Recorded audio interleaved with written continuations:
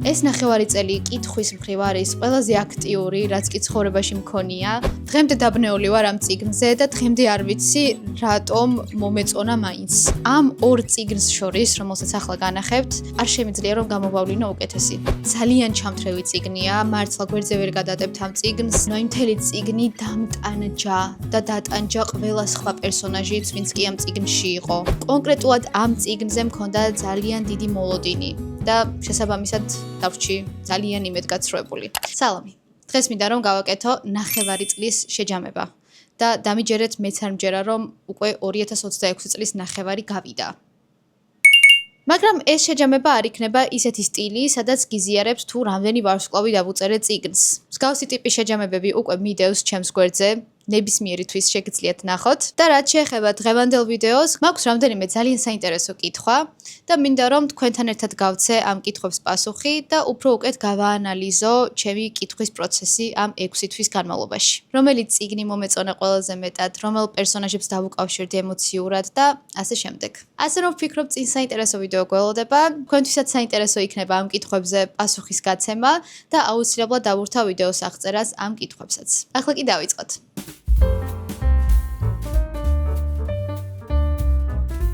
საუკეთესო წიგნი, რომელიც 2026 წლის პირველ ნახევარში წავიკითხე. ეს არ არის მარტივი ამბავი და მიუხედავად იმისა, რომ მართლა ძალიან ბევრი ვიფიქრე, ვერავარჩი ერთი წიგნი.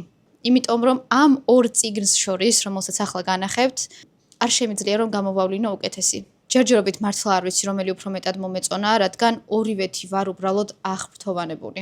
ეს არის ჭაბუა ამირეჯიბის დათა თუთაშხია და გურამ დოჩანაშვილის სამოსელი პირველი. ალბათ ხვდებით, რატომაც ვერ გავაკეთე არჩევანი მხოლოდ ერთ წიგნზე. ორივე წიგნი არის ალბათ ყველაზე ღირებული წიგნი, რაც წელს წავიკითხე და არა მარტო წელს, ზოგადად ცხოვრებაში.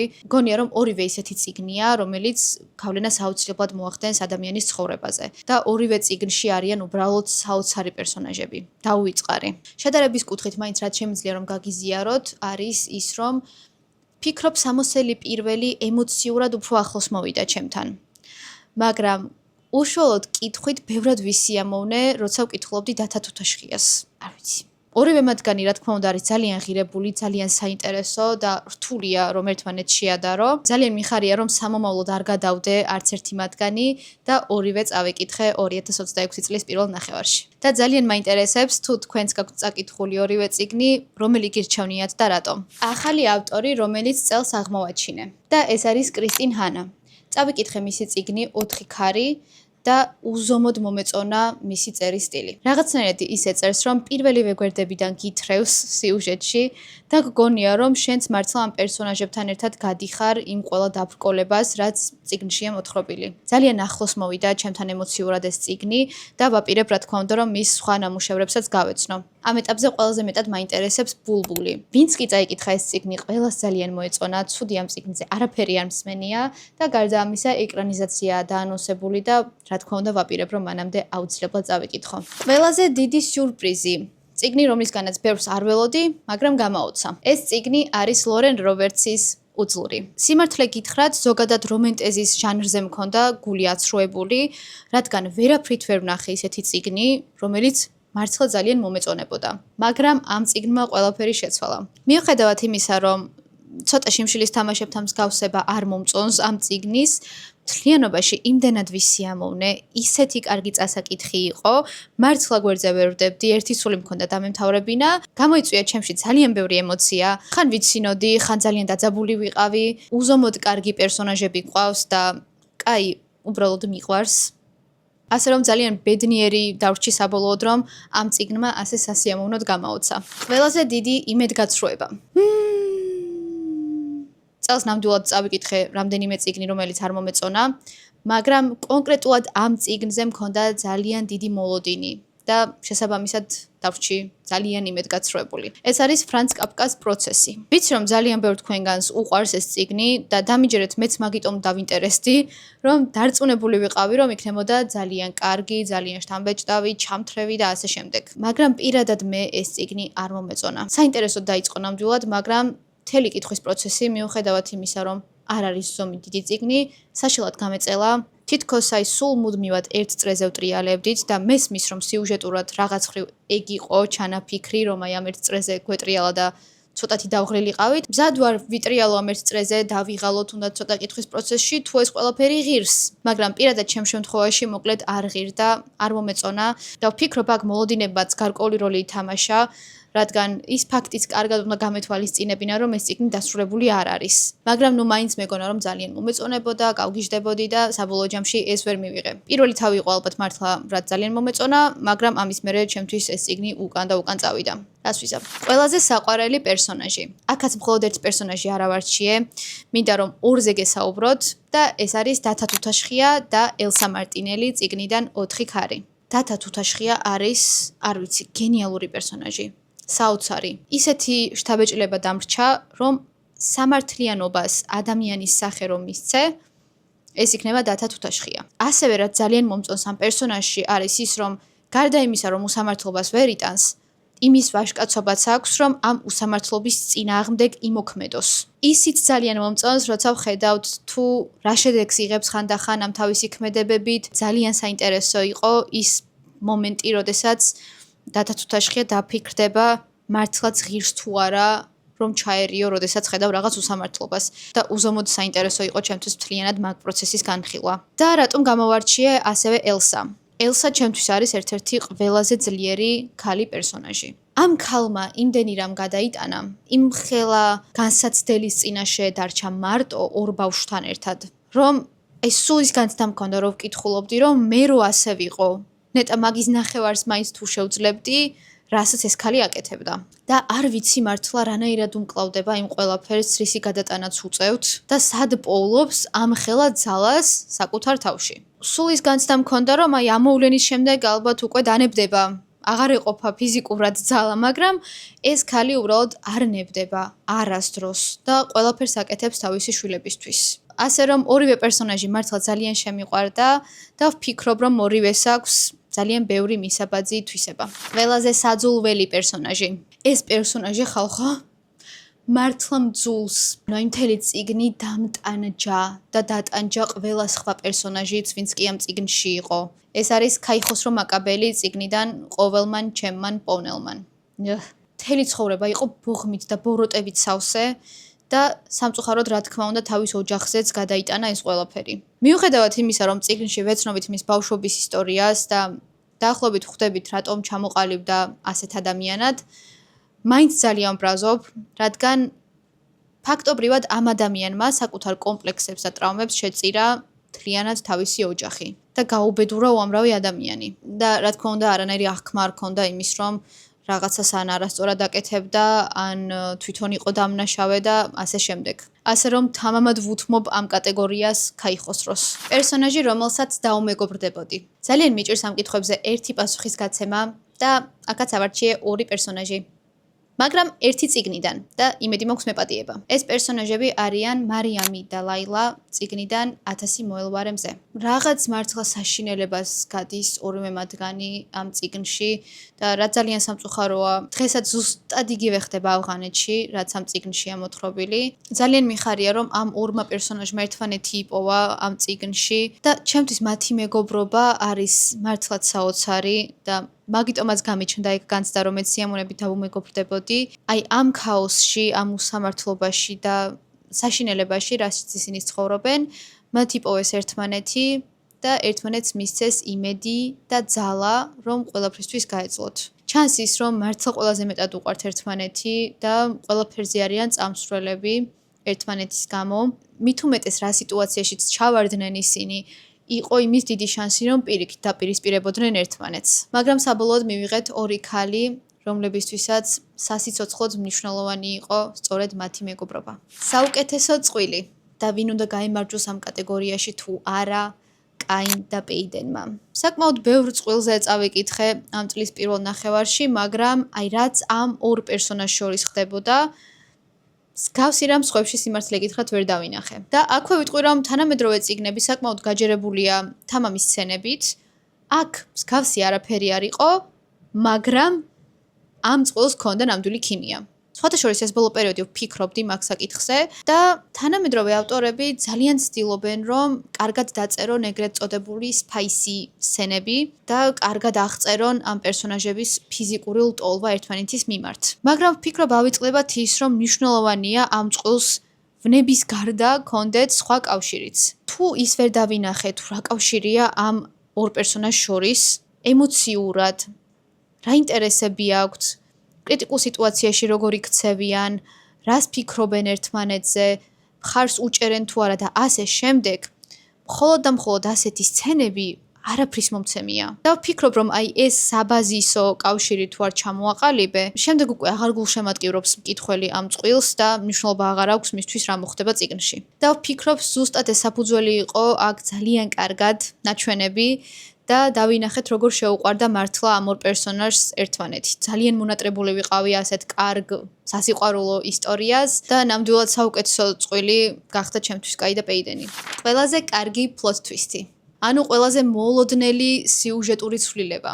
ავტომატურად გადავდივარ თრილერებში, რადგან ეს ჟანრი გაჯერებულია plot twist-ებით და უნდა დავასახელო წიგნი, რომლის plot twist-იც არ იყო ლოგიკური და მაინც ძალიან მომეწონა. დებით, ცივი გონებით, რომ არ არის ლოგიკური ყველაფერი. არ ვიცი ხალხო, ეგეთი რაღაც მართლა არ დამართნია, იმიტომ რომ თუ რაღაც ლოგიკურად არ ჩდება ხოლმე, უმეტესად ნერვები მეშლება.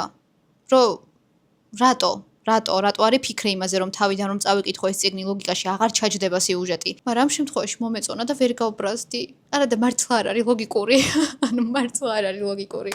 რა ვქნა, უნდა გამოვავლინო ამ კატეგორიაში გამარჯვებულად, ეს არის ფრიდა მაკფადენის Never Lie. ძალიან ჩამთრევი წიგნია, მართლა გვერდზე ვერ გადადებთ ამ წიგნს და გირჩევთ რომ ზამთარში წაიკითხოთ, რადგან ის თოვლიანი პერიოდია წიგნშიც და უფრო მეტად მოუხდება გარემოს. კიდევ ერთხელ ვიცი და ვხვდები რომ ეს ყველაფერი კარგად არ ჯდება ერთმანეთში, მაგრამ იმდენად მოულოდნელი იყო, რაც მოხდა და რაღაც კუთხით კარგი. არ ვიცი. ანუ ეს ის შემთხვევა, როცა რაღაც დოზით ვაპატიე ფრიდას ეს ამბავი. დღემდე დაბნეული ვარ ამ წიგნზე და დღემდე არ ვიცი რატომ მომეწონა მაინც. I don't know. მაგრამ რა ვქნა, ჩემთვის საუკეთესო plot twist-ი ნამდვილად იყო ამ წიგნში. წიგნი, რომელმაც ყველაზე მეტად გატირა. ვინც ჩემს ვიდეოებს უყურებთ, ხვდებით რომ არც ისე რთული ამბავია, მე რო ამატირო და ახლა მინდა გადავხედო რამდენ წიგნზე ვიტირე უკვე ამ წელს. 1 2 3 4 5 6 7. მოკლედ რამდენიმეზე ზუსტად არ მახსოვს, მაგრამ 7 წიგნზე ზუსტად ვიცი რომ 9 ცხრემლით ვტიროდი. მაგრამ ერთი წიგნი იყო, რომელმაც გამომაცალა ემოციები და რომლის მერეც რამდენიმე დღე მართლა ცუდად ვიყავი. და ანუ ის კი არა რომ უბრალოდ ცრემლები მომდიოდა კითხვის დროს, მართლა მთელი გულით ვტიროდი, ისე რომ აი გადავდებდი წიგნს, მოვთქვამდი, მე მომშვიდებდნენ და იყო ყველაზე მძიმე წიგნი, რაც წელს წავიკითხე. ხალით ჰოსეინის 1000 მოელვარე მზე. მარიამი და ლაილა უკვე ვახსენე და ეს წიგნი ეხება ავღანეთში მყოფ ქალებს. ძალიან მძიმეა, ძალიან. და როგორც მანამდე ვახსენე, ყველაზე რთულად მისაღები ის არის, რომ რეალობა აღწერილი სიტყვა-სიტყვით. ზოგადად ეს ავტორიც ისე წერს, რომ მართლა სულში და გულში ჩაგწვდება და გამორიცხულია, რომ ემოციების გარეშე დაგტოვოს. ასე რომ მართლა ვფიქრობ, რომ თუ მოგინდებათ ამ წიგნის წაკითხვა, აუცილებლად უნდა იყოთ მზად ემოციურად. და აქვე მართლა ძალიან შემიყვარდა ეს წიგნი. ყველაზე ლამაზი გამოცემა, რომელიც წელს შეიძინე. რა ვქნა? ეს წიგნი უკვე 100 ჯერ განახეთ, მაგრამ ალბათ დამეთანხმებით, რომ მართლა საოცარი გამოცემაა. თან შიგნით ილუსტრაციებიც აქვს. სხვათა შორის ძალიან ნერვიულობდი, რომ ყიდულობდი, მეთქი რო არ მომეწონოს, გამოდის რომ ეს ფული გადავყარე. მაგრამ გაამართლა მოლოდინი, შემიყვარდა ეს წიგნი და ეს პერსონაჟები და ძალიან მიხარია, რომ სწორედ ეს გამოცემა აღმოჩნდა ჩემს ხელში. სხვათა შორის მეორე ნაწილიც გამოვიდა ამ გამოცემის და ესეც ულამაზესია.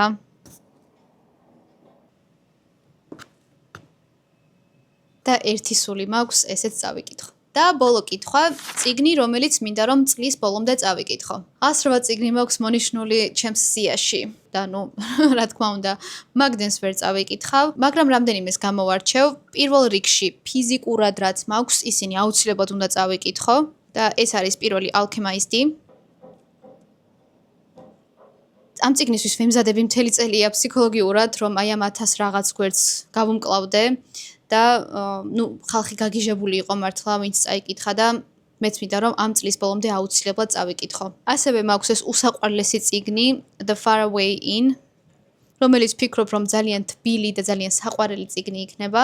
ასევე უზომოდ მაინტერესებს ეს წიგნი The Invisible Life of Eddie LaRue. ძალიან საინტერესო სიუჟეტი აქვს და მგონია რომ ძალიან ვისიამოვნებ და გარდა ამ წიგნებისა აუცილებლად მინდა წავიკითხო ჯონ სტაინბეკის ედემის აღმოსავლეთით. ჩემმა მეგობარმა თამომ წაიკითხა და ეგრევე გაუწია რეკომენდაცია და გთხოვა რომ ყველამ წავიკითხოთ და ძალიან ბევრი შეფასება მხვდება ზოგადად ამ წიგნზე რომ არის ერთ-ერთი საუკეთესო წიგნი რაც კი ცხოვრებაში წავუკითხავთ. კიდევ საკმაოდ ბევრი წიგნია ჩემს სიაში, მაგრამ ესენია რაც ყველაზე მეტად მინდა რომ ამ წელს წავიკითხო. და მოდი გადავხედოთ ზოგად სტატისტიკას. წლის პირველ ნახევარში წავიკითხე 27 წიგნი, აქედან 10 იყო მხატვრული ლიტერატურა, 5 რომანტიკა, 4 თრილერი, 4 ფენტეზი ან რომანტეზი და 4 არამხატვრული ლიტერატურა. ჯამში მინდა რომ წავიკითხო 50 წიგნი და მიხარია რომ წინ ვარ, შევძლებთ რომ ძალიან მშვიდად და წყნარად მიყვე ამ პროცესს. რასაც ვისურვებდი წლის ბოლომდე არის უფრო მეტი ფენტეზი.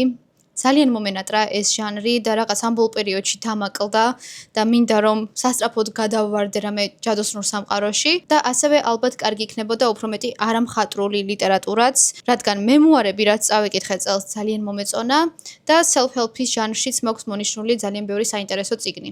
ასე რომ მაკუთხით რომ გავაქტიურდე, მოკლედ კარგი იქნება. ეს ნახევარი წელი კითხვის მხრივ არის ყველაზე აქტიური, რაც კი ცხოვრებაში მქონია და ნუ ამას თავისი მიზეზიც აქვს. აქამდე ამდენი დრო არ მქონია კითხვისთვის და ძალიან მადლიერი ვარ, რადგან წიგნები გახდა ჩემი ცხოვრების განუყოფელი ნაწილი. და რა თქმა უნდა, ასევე მომეცა იმის შესაძლებლობა, რომ შემექმნა ეს არხი, სადაც შემიძლია რომ გესაუბროთ ჩემს საყვარელ წიგნებზე და გაგიზიაროთ ჩემი აზრი. და მართლა უზომოდ ბედნიერი ვარ, როცა ნებისმიერ ამას ვაკეთებ, რაც წიგნებთან არის დაკავშირებული. ეს იქნება, რა თქმა უნდა, კითხვა, წიგნების შეძენა თუ თუნდაც აი ვიდეოების ჩაწერა. და ესეც რა თქმა უნდა ძალიან მაბედნიერებს და ძალიან მახარებს. საბოლოო ჯამში სიმართლე გითხრათ, უზომოდ კმაყოფილი ვარ ამ წლის დასაწყისით. ძალიან ბევრი საინტერესო წიგნი წავიკითხე, ბევრ საინტერესო ავტორს გავეცანი.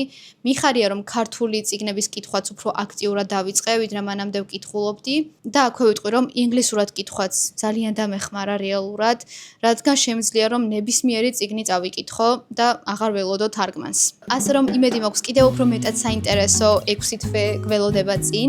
ძალიან მაინტერესებს თქვენი პასუხები ამ კითხვებზე და გთხოვთ რომ კომენტარებში დამიწეროთ, რომელი იყო საუკეთესო წიგნი, რომელიც წელს წაიკითხეთ. აქვე რა თქმა უნდა თუ კი მოგწონს ჩემი ვიდეოები და გსურთ რომ ხარი დაუჭიროთ ჩემს გვერდს, არ დაგავიწყდეთ რომ ვიდეო დაალაიქოთ და გამოიწეროთ ჩემი არხი. თქვენი მხარდაჭერა ჩემთვის ძალიან მნიშვნელოვანია. ახლა კი გემშვიდობებით და ბედნიერ კვირას გისურვებთ. დროებით.